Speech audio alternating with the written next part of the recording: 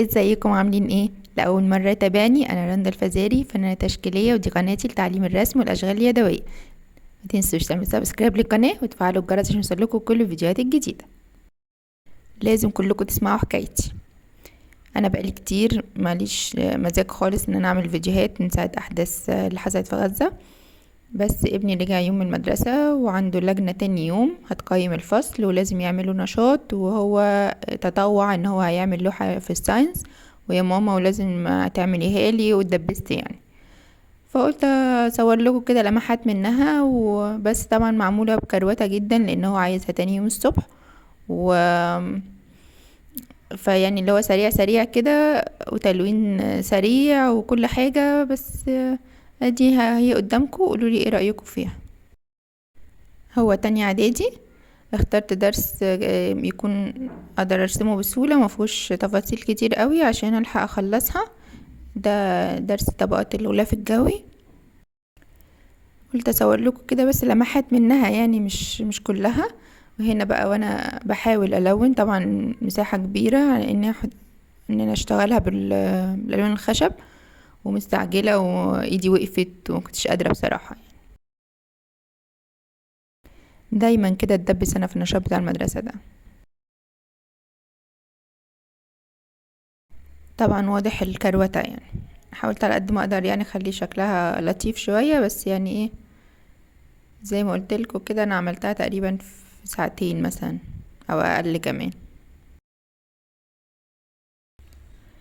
هنا كده بحاول انقذ ما يمكن انقاذه، يعني نحاول نظبط الشكل شوية.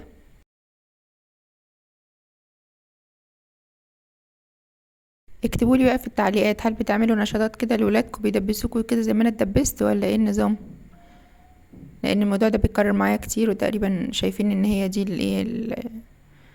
الطريقة اللي بيقدروا يضغطوا عليها بيها، اعمل لهم ممكن.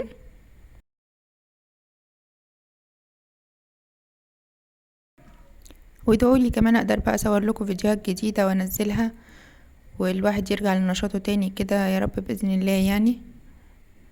بس الضغطة بتاعت الأحداث مع الامتحانات بتاعت الولاد والمذاكرة والامتحانات، ربنا ييسر إن شاء الله.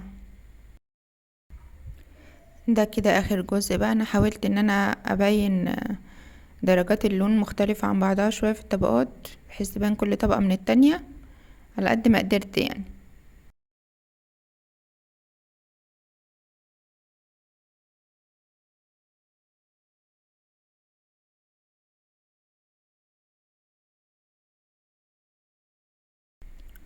كده خلصت اللوحة. طبعا باين جدا الكرواتة اللي فيها، بس يعني على قد الوقت. والكلمة اللي تحت العنوان ما عجبتنيش قوي، حاولت بس اوضحها شوية، هوريكم عملت فيها ايه بعد شوية. عملت لها زي ظل كده، بحيث افرق العنوان يعني عن باقي الكلمات اللي موجودة في اللوحة. بحاول اوريكم التفاصيل والكرواتة اللي انا عاملاها. نسيت اعمل اي شادو في الدخان ده. طبعا دي الكلمة او العنوان اللي هو اللي انا بقول لكم حاولت اظبطه بعد كده اهو. ايه رأيكم كده احسن ولا الاول؟